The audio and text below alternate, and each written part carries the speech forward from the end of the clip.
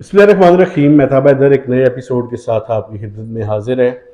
बुनियादी तौर पर आज जो खबर मैं आपके सामने शेयर करने लगा हूँ वो इस बात का फॉर्मल अनाउंसमेंट से चंद घंटे पहले मैं आपसे मुखातिब हूँ कि एक ऐसे वक्त में जब प्राइम मिनिस्टर ऑफ पाकिस्तान और अपोजिशन लीडर राजा रियाज साहब नाम फाइनल करने की हतमी कोशिशों में मसरूफ़ हैं कि ये जो ज़माम हुकूमत है ये निगरान सेटअप में किस को वज़ीर आज़म के लिए नामजद किया जाए। आइंदा चंद घंटों में इसके ऊपर जो होने वाली डेवलपमेंट्स हैं वो आपके सामने आ जाएंगी। अभी तक जो नाम शॉर्ट लिस्ट हुए हैं मैं उनके बारे में आपसे बात करूंगा। और अगर दोनों पार्टीज के दरमियान यानी लीडर ऑफ हाउस और लीडर ऑफ अपोजिशन के दरमियान ये मामला तय नहीं पाता तो उसके बाद क्या होगा।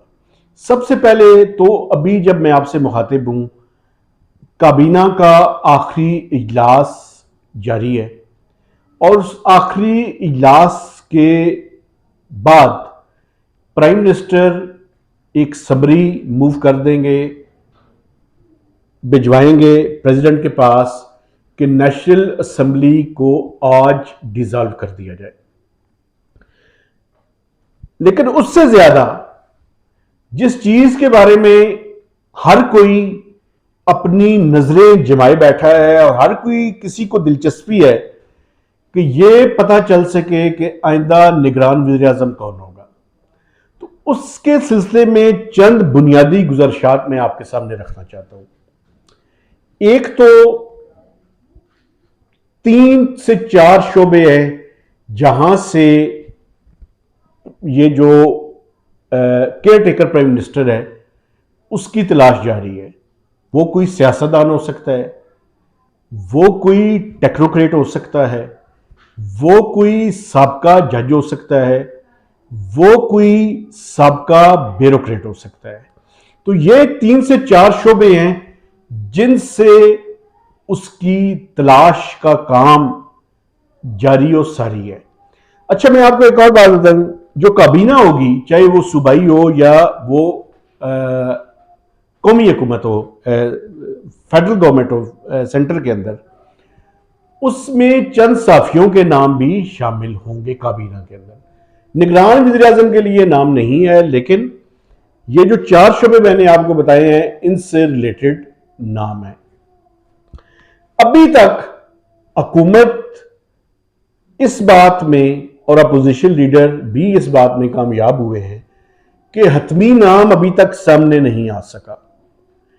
लेकिन जो वाकफान हाल हैं वो भी जानते हैं कि शायद वो भी प्रपोज करने की हद तक है और जिन लोगों ने नाम फाइल करना है करना उन्होंने ही है। तो इसमें जो फॉर्मर प्राइम मिनिस्टर हैं नवाज शरीफ साहब, उनका भी बड़ा कलीदी किरदार है और उसके साथ साथ आसिफ अली जरदारी साहब भी इस सारे सिलसिले में उनका जो रोल है वो बड़ा क्रिटिकल और बहुत इंपॉर्टेंट है। ये प्राइम मिनिस्टर के नाम से पहले मैं एक और बात मैं समझता हूं कि बड़ी रेलेवेंट और बड़ी इंपॉर्टेंट है। जो बिलावल भुट्टो जरदारी ने कौमी असम्बली में अपना आखिरी जो खिताब था इस सेशन का, बड़ी ही इंपॉर्टेंट बातें की हैं और उसमें से एक बात मैं आपको बताना चाहता हूं। उसमें उन्होंने ये कहा है कि नवाज शरीफ और आसिफ अली जरदारी साहब जो सियासत कर रहे हैं, 30 साल तक जो प्रॉब्लम्स उन्होंने फेस की हैं, अब लग ये रहा है कि आइंदा 30 साल तक मरियम नवाज को और बिलावल भुट्टो जरदारी को भी उसी तरह की जो मसाइल हैं उनका सामना करना पड़ेगा। बड़ी इंपॉर्टेंट बात की है उन्होंने, मैं समझता हूं हिट द नेल वाली बात की है। ये जो पीटीआई के ऊपर क्रिटिसिज्म था और इमरान खान साहब के ऊपर क्रिटिसिज्म था कि वो एक सिलेक्टेड हुकूमत थी, हालांकि वो बाद में आने वालों को सिलेक्टेड करते रहे, लेकिन उनके ऊपर भी इसी तरह का इल्जाम था। तो उसकी बुनियादी वजह यह थी कि इस्टेब्लिशमेंट का जो स्पेस थी वो इमरान खान साहब के दौर में बड़ी थी, और उसके मुकाबले में former prime minister Nawaz Sharif का नारा था कि वोट को इज्जत दो। लेकिन ये जो पीडीएम की हुकूमत रही है पिछले 16 माह के दौरान, इन 16 माह के दौरान जो स्पेस थी सिविलियंस की वो मजीद श्रिंक हुई है, वो मजीद कम हुई है। उसके बारे में 3 से 4 जो पॉलिटिकल लीडर्स हैं उनको बैठकर ये सोचना है कि कहीं उनकी जिम्मेदारी या उनका रोल तो नहीं है कि जिसके नतीजे में जो सिविलियन की स्पेस थी उस पे मजीद कम होकर इस्टेब्लिशमेंट का रोल मजीद बढ़ गया है। उसमें मैं समझता हूं सबसे इंपॉर्टेंट रोल मियां नवाज शरीफ साहब का है, उसके बाद आसिफ अली जरदारी साहब का है, उसके बाद मैं समझता हूं कि ये जो यंग लीडरशिप है दोनों पार्टीज के अंदर, जिसमें बिलावल भी हैं और मरियम नवाज भी हैं, टू सम एक्सटेंट इनका भी रोल है। इसके बाद पीटीआई का रोल मैं समझता हूं बड़ा इंपॉर्टेंट है। इमरान खान साहब 3 साल के लिए कैद है उनको, और अभी मैं आपको बताऊं कि वो अटक जेल से कोशिश कर रहे हैं उनको अडयाला जेल जो है वो मुंतकिल कर दिया जाए। उनके पास भी बैठकर सोचने के लिए मैं समझता हूं कि अब वक्त है कि वो अपनी गलतियों के ऊपर भी अपनी भी सोल सर्चिंग करें। हालांकि वो अकले कुल हैं, वो हर चीज के बारे में जानते हैं, और जो बंदा हर चीज के बारे में जानता है उसे खौफजदा होना चाहिए। लेकिन मैं समझता हूं कि एक थिंकिंग उनके अंदर आनी चाहिए कि पिछले जो 36 माह का वक्त उन्हें मिला था, कौन कौन सी गलतियां जो हैं वो उनसे सरजद हुई हैं। वैसे मैं आपको एक बात बताऊं, मेरी पिछले दिनों एक पीटीआई के जो काबीना के अंदर शामिल थे उनमें से एक बंदे के साथ मेरी गुफ्तगू हुई, और उन्होंने बड़ी ज़बरदस्त बात की। उन्होंने कहा कि ये पॉलिटिक्स है क्या? पॉलिटिक्स है कि ये देखा जाए, एक्सप्लोर किया जाए कि क्या क्या पॉसिबल है। It's art of possibilities. Basically Imran Khan साहब का इशू ये था, क्योंकि वो हर चीज के बारे में जानते थे, तो उन्होंने सबको साथ मिलाकर चलने की जो रविश जमहूरियत के अंदर होनी चाहिए वो बुनियादी तौर पर इसके अंदर लैकिंग थी उनकी। तो शायद इस वजह से उनका जो हुकूमत है वो बुनियादी तौर पे डिलीवर नहीं कर सकी।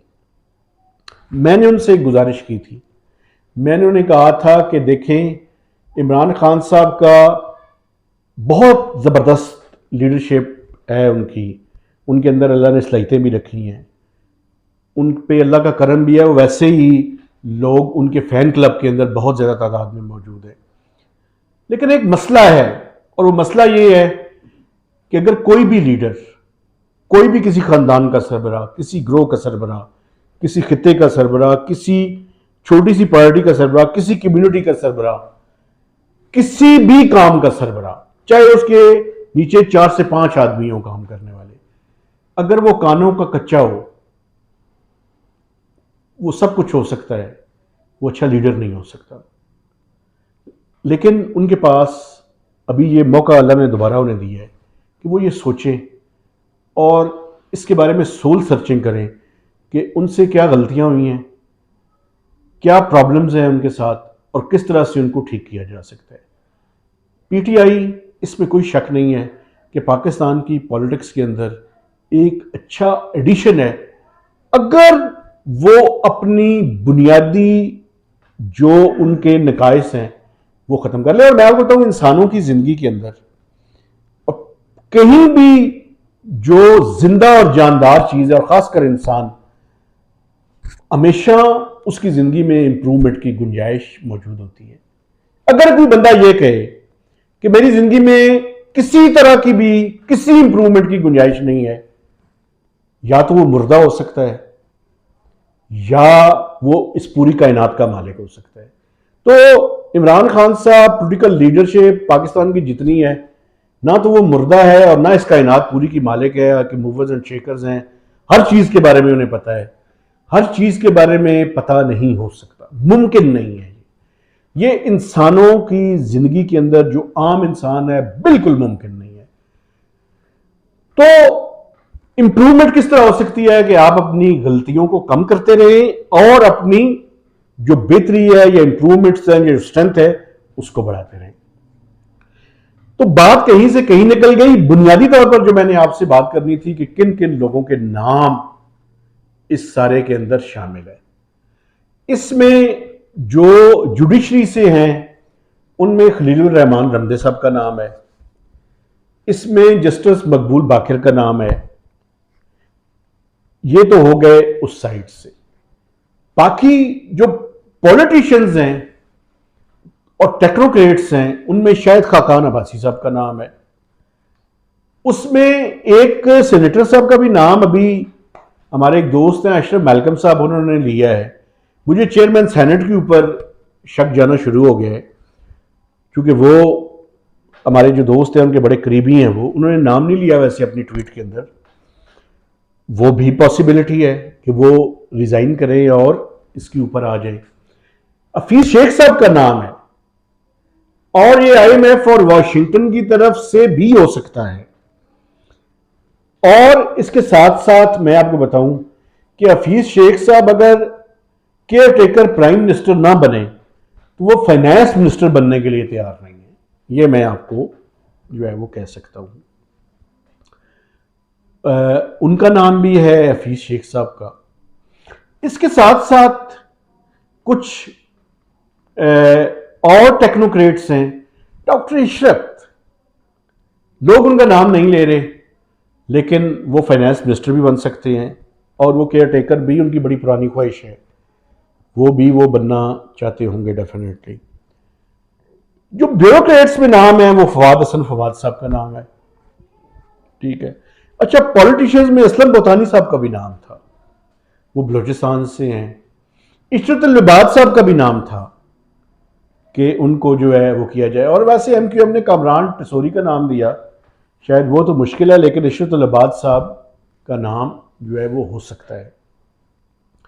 लेकिन बहुत से लोग कह रहे हैं कि इनमें से कोई भी नाम नहीं है। तो एक ऐसा डार्क हॉर्स सामने आ सकता है जिसके बारे में कहीं डिस्कस ही नहीं किया गया। ये पॉसिबल है और पॉसिबल में 3 बंदों को इस टाइम जो है वो पता है कि वो कौन कौन है। 4 सॉरी, अगर उस हिसाब से देखें तो फिर 5 कर लें। प्राइम मिनिस्टर, अपोजिशन लीडर मियां नवाज शरीफ, आसिफ अली जरदारी, और 5वां नाम जिसने डिसीजन करना है वो है पाकिस्तान के army chief. Basically military establishment ने फैसला करना है ये, तो सारी नज़रें उनके ऊपर हैं। शाम तक पता चल जाएगा कि किसका नाम फाइनल होता है। एक आखिरी बात करके मैं आपसे इजाज़त चाहूँगा, इलेक्शन 3 माह में नहीं होने, तो जो शख्सियत होगी उसको देख के मज़ीद कन्फर्म हो जाएगा कि इलेक्शन कितने अरसे बाद होंगे। तो महताब हैदर को इसके साथ ही इजाज़त दीजिए। खुदा हाफिज़।